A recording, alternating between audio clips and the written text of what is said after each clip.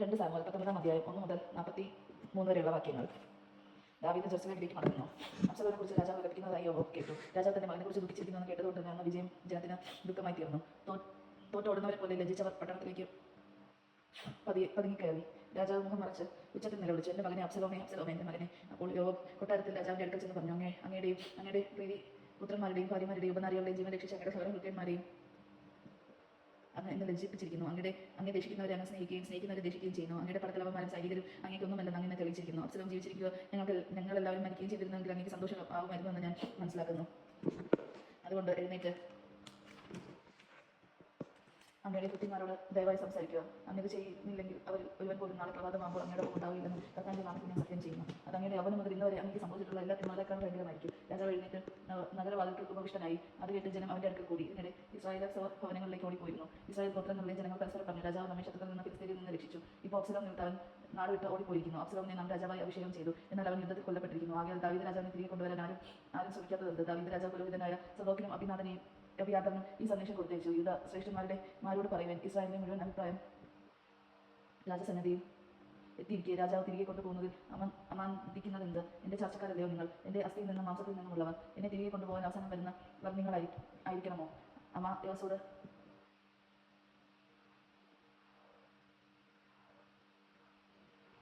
ഈ സന്ദേശം ഇസ്രായേലിന്റെ മുഴുവൻ അഭിപ്രായം രാജസന്നിധിയിൽ എത്തിയിരിക്കെ രാജാവിനെ തിരികെ കൊണ്ടുപോകുന്നതിൽ അമാന്തിക്കുന്നതെന്ത്? എൻ്റെ ചർച്ചക്കാരല്ലയോ നിങ്ങൾ? എൻ്റെ അസ്ഥിയിൽ നിന്നും മാംസത്തിൽ നിന്നുമുള്ളവൻ. എന്നെ തിരികെ കൊണ്ടുപോകാൻ അവസാനം വരുന്നവൻ നിങ്ങളായിരിക്കണമോ? അമാസയോട് പറയുവൻ, നീ എൻ്റെ അസ്ഥി മാംസവുമല്ലോ. യോബിന്റെ സ്ഥലത്ത് ഞാൻ നിന്നെ സൈന്യത്തിന്റെ അധിപനാക്കിയിരിക്കുന്നെങ്കിൽ ദൈവം എന്നെ ശിക്ഷിച്ചുകൊള്ളട്ടെ. ദാവീദ് വാക്കുകൾ യൂദായിലെ സകലരുടെയും ഹൃദയം കവർന്നു. അങ്ങ് സേവന്മാരോട് കൂടി മടങ്ങി വരിക എന്നവർ അവരുടെ സന്ദേശം അയച്ചു. രാജാവ് ജോർദാനിലേക്ക് മടങ്ങി വന്നു. അവനെ എതിരേക്ക് നദി കടത്തിക്കൊണ്ടുവരാൻ യൂദയിലെ ജനങ്ങൾ ഗിൽഗാലിലെത്തി. അവരോടൊപ്പം ബഹ്റൂമിൽ നിന്ന് ബെഞ്ചമിൻ വംശജരായ ഗേലിയുടെ മകൻ ഷിമെയി ദാവീദിനെ എതിരേൽക്കാൻ ബന്ധപ്പെട്ടു ചെന്നു. ബെഞ്ചമിൻ ഗോത്രക്കാരനായ 1000 പേരും അവരോടുകൂടി ഉണ്ടായിരുന്നു. അവരുടെ വീട്ടുകാര്യസ്ഥനായ തീബയും 15 പുത്രന്മാരോടും 20 ഭൃത്യന്മാരോടും കൂടി ജോർദാനിൽ രാജസന്നിധിയിലെത്തി. രാജകുടുംബത്തെ ഇക്കരെ കടത്താനും അവന്റെ ഇഷ്ടം ചെയ്യാനും അവർ നദി കടന്നു.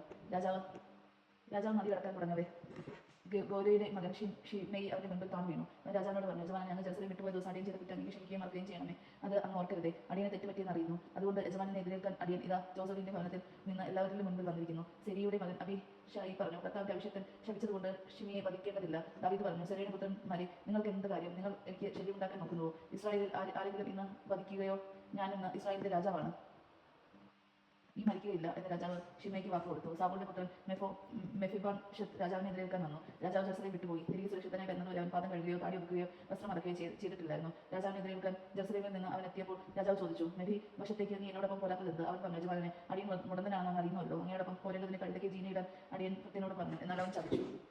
അവൻ യജമാനോട് അടിയനെ പറ്റി നുണയും പറഞ്ഞു പിടിപ്പിച്ചു. എന്നാൽ അങ്ങ് അടിയനെ ദേവദൂതനെ പോലെയാണ്, അതുകൊണ്ട് ഇഷ്ടം പോലെ ചെയ്തുകൊള്ളുക. അങ്ങയുടെ മുമ്പിൽ അടിയന്റെ കൃത്യഭവനം മുഴുവൻ ഭരണയോഗ്യരായിരുന്നു. എന്നാൽ അങ്ങയുടെ മേശയിൽ ഭക്ഷിക്കാൻ അടിയൻ അവകാശം തന്നു. അങ്ങയോട് അപേക്ഷിക്കാൻ അടിയനെ മറ്റെന്താണുള്ളത്? രാജാവ് അവനോട് പറഞ്ഞു, നീ ഒന്നും പറയണമെന്നില്ല. ഞാൻ തീരുമാനിച്ചു കഴിഞ്ഞാൽ നീ സീബയും വസ്തു പങ്കിടുക. മെഫിബോശെത്ത് രാജാവിനോട് പറഞ്ഞു, അത് മുഴുവൻ അവൻ എടുത്തുകൊള്ളട്ടെ. അങ്ങ് സുരക്ഷിതനായി കൊട്ടാരത്തിൽ മടങ്ങിയെത്തിയല്ലോ, എനിക്കത് മതി. രാജാവ് ജോർദാൻ കടത്തിവിടാമെങ്കിൽ യാതുകാരനായ ബർസിലായി റോഗിലിയിൽ നിന്ന് വന്നു. അവൻ 80 വയസ്സുള്ള പടുവൃദ്ധനായിരുന്നു. വളരെ ദരിദ്രനായിരുന്നവനാണ് രാജാവിനെ മഹ്മയിൽ വെച്ച് ഭക്ഷണം നൽകിയിരുന്നത്. രാജാവ് അവനോട് പറഞ്ഞു, എന്നോട് കൂടി ജെറുസലേമിലേക്ക് വരിക, ഞാൻ നിന്നെ സംരക്ഷിച്ചുകൊള്ളാം. ബർസിലായി രാജാവിനോട് പറഞ്ഞു, ഞാൻ എത്ര നാൾ ജീവിച്ചിരിക്കും? പിന്നെ ഞാൻ രാജാവിനോട് കൂടി ജെറുസലേമിലേക്ക് പോകുന്നത് എന്തിന്? എനിക്ക് വയസ്സ് 80 നല്ലത് ചെയ്തെന്ന് തിരിച്ചറിയാൻ കഴിയില്ല. ഭക്ഷണപാനീയങ്ങളുടെ സ്വാദം അറിഞ്ഞുകൂടാ. ആണിന്റെ ആയാലും പെണ്ണിന്റെ ആയാലും പാട്ട് കേട്ട് ആസ്വദിക്കാൻ കഴിയില്ല. ഞാൻ തിരുമേനിക്ക് ഭാരമായിരിക്കും. ഇത്ര വലിയ പ്രതിഫലം അടിയൻ അറിയിക്കുന്നില്ല. അതുകൊണ്ട് ജോർദാൻ എക്കരെ കുറെ ദൂരം മാത്രം ഞാൻ കൂടെ പോരാ. പിന്നെ മടങ്ങിപ്പോരാൻ എന്നെ അനുവദിക്കണം. എന്റെ സ്വന്തം പട്ടണത്തിൽ മാതാപിതാക്കളുടെ കലർക്കിടയിൽ ഞാൻ വിശ്രമിച്ചുകൊള്ളട്ടെ. എന്നാൽ ഇതാ എന്റെ മകൻ കിഹാം, അവൻ അങ്ങേ സേവിക്കും. അവൻ തിരുമേനിയുടെ കൂടെ പോരട്ടെ. അങ്ങേക്ക് ഇഷ്ടമുള്ളത് അവന് ചെയ്തു കൊടുത്താലും. രാജാവ് പ്രതിവദിച്ചു, അതേ കിഹാം എന്നോട് കൂടെ പോരട്ടെ. നിന്റെ ഇഷ്ടം പോലെ ഞാൻ അവനെ ചെയ്തു കൊള്ളാം. നീ ചോദിക്കുന്നതെന്ന് ഞാൻ നിനക്ക് ചെയ്തു തരും. ദാവീദ് അനുയായിയോടും ജോർദാൻ കടന്നു. രാജാവ് ബർസിലായിലെ ചുംബിച്ച് അനുഗ്രഹിച്ചു. അവൻ സഹോദരത്തിലേക്ക് മടങ്ങി. രാജാവ് ഗിൽഗാലിലേക്ക് പോയി.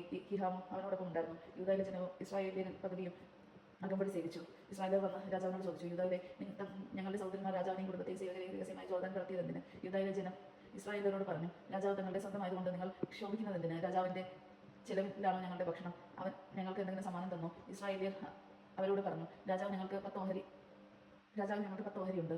നിങ്ങൾക്കുള്ളതിനേക്കാൾ കൂടുതൽ അവകാശം ഞങ്ങൾക്ക് ദാവീദിലുണ്ട്. എന്നിട്ട് നിങ്ങൾ ഞങ്ങളെ അവഹേളിക്കുന്നുവോ? രാജാവിന്റെ തിരികെ വരുന്ന കാര്യം പറഞ്ഞ് അത് ഞങ്ങളല്ലേ? എന്നാൽ യൂദയിലെ ജനത്തിന്റെ വാക്ക് ഇസ്രായേലിയരുടേതിനേക്കാൾ മൂർച്ചയുള്ളതായിരുന്നു. ദൈവജനമാണ് നാം കേട്ടത്. നമുക്ക് ദൈവത്തെ സ്തുതിക്കാം.